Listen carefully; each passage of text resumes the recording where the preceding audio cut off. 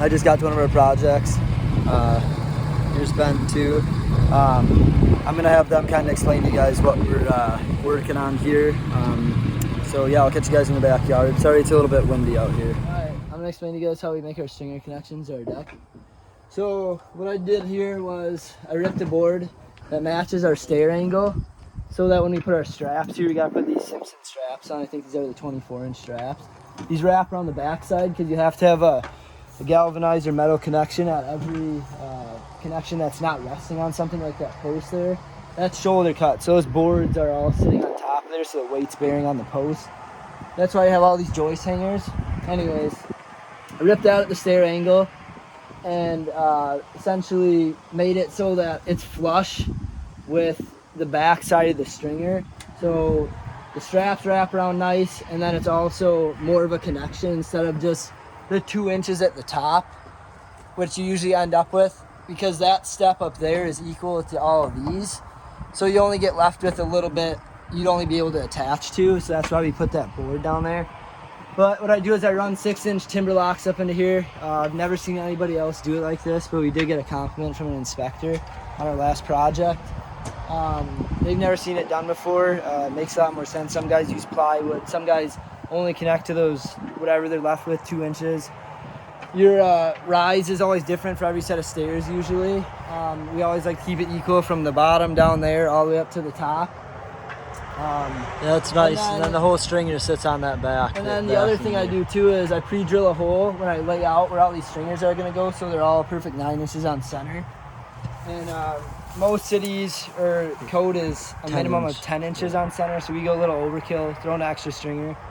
Especially for longer ones. Well, I guess we do 6 regardless, but for these longer sets of stairs, we don't like any bounce. Want to keep that out of there. But if you come back here and you look at the back side, might be hard to see, but those gray fasteners up there, those are ledger locks. So that's what we use to attach our ledger board to the house. I run those through the back side when we set our stringer, so it sucks them nice and tight. So when we put our blocking on the front, everything flushes up super nice. And yeah, it works out awesome. So give it a whirl if you're a deck builder, and I don't think you'll be disappointed. It makes setting stringers very easy. Preset your fasteners up there, get your board cut, lay everything out, and you're gonna have a beautiful set of stairs when you're all done. What up, guys? So I'm gonna have Ben here.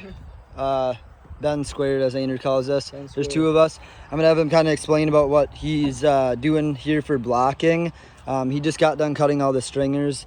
So yeah, go ahead, Ben. So every 3rd step, we make our cuts 1.5 inches shorter to get rid of horizontal blocking, so we can do vertical blocking. Just like this. So that way, ideally, we don't need to make any cuts and do blocking in between these stringers. So these runs are cut back 1.5 inches shorter.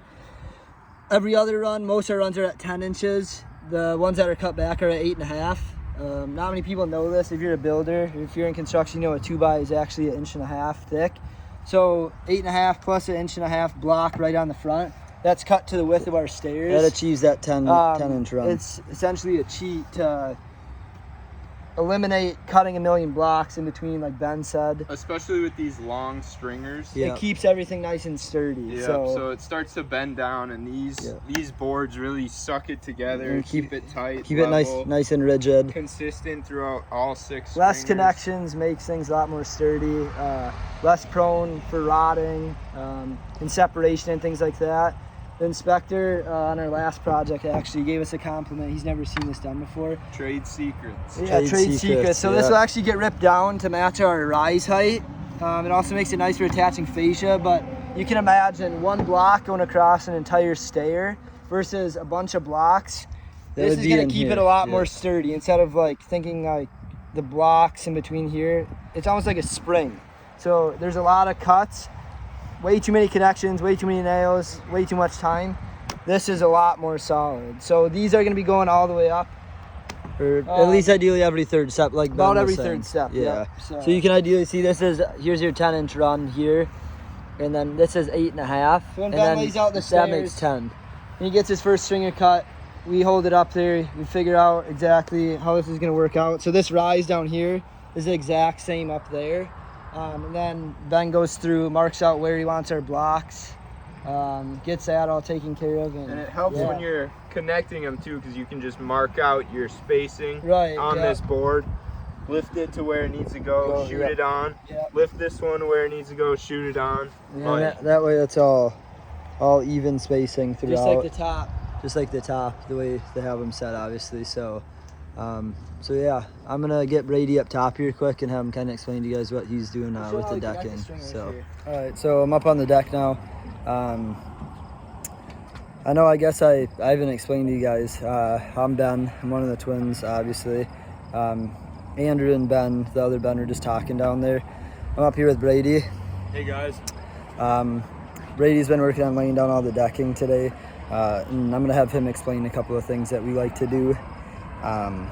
So yeah, Brady's been laying down this beautiful TimberTech AZEK. This color is actually called American Walnut. It's from the Landmark collection.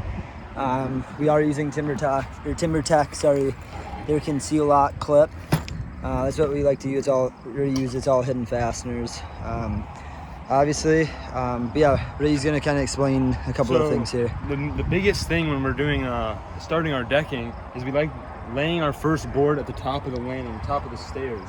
And the reason we do that is because we always want a full board there. You don't want something ripped down to, half an inch or an inch and a half even. It just looks goofy when there's all these full boards in the field. Right. And that one starting at the top of the steps That's just ripped. And then that way, obviously that's kind of a point that your eye catches and sees. But ideally, a lot of people will start out on the outside rim, ideally, and then work their way towards the house, or vice versa. But what we like to do and what Brady did here was he ideally started this full board here, and then that way there's no rips within this region. There usually will end up being a rip out here, but it doesn't matter because with the railings, and the fascia, and all the boards in the field, there's so much going on. You don't even really get to see the ripped outside board on the rim, and the ripped board up against the house. You don't really get to see that either. Yep. So, yeah, it works out perfect. Sorry about all the noise. Yeah, it's looking beautiful. Shout out to these customers of ours. They're wonderful, as all of them that we've dealt with and all the projects we've done for people. Everyone's been great. So yeah, I'm gonna get out of the boys' hair. I got some projects to go look at. They're gonna keep cranking out on this and going to town. So yeah. What up, guys? Ben here. Sorry I didn't record a whole lot yesterday. Just wrapping up the week and still kind of learning how to record and know when to record, per se. I don't know, obviously there's no right and wrong, but just trying to get used to things, I guess. Going out for a little bit this morning with the bow. There's archery opener for deer. I didn't really expect to see anything. I just went and sat the stand to see if I could see or hear anything. Haven't seen anything, or didn't see anything this morning. Went and checked some of the trail cameras. Listened for turkeys, but didn't hear anything. Fall turkey opener is next weekend here in Minnesota, so we'll definitely be doing that. Stay tuned for more videos. We'll be posting videos about how our trucks, business, our land, fishing, hunting, all kinds of stuff, especially the stuff we enjoy. So stay tuned. I'm out at my girlfriend's. She's still snoozing. I'm gonna go wake her up, probably take her out to breakfast. Yeah, it's a beautiful morning here in Minnesota. This alfalfa field all cut, so that might be nice actually for turkey hunting next weekend. Hopefully they're feeding or walking around out here, but we'll just have to see. So this is actually where we sat with Erica this spring and called a nice Tomlin for her. And then I got my bird back in the woods, but yep. So I will talk to you guys later. You guys are the coon up here in the tree. Hello, bugger.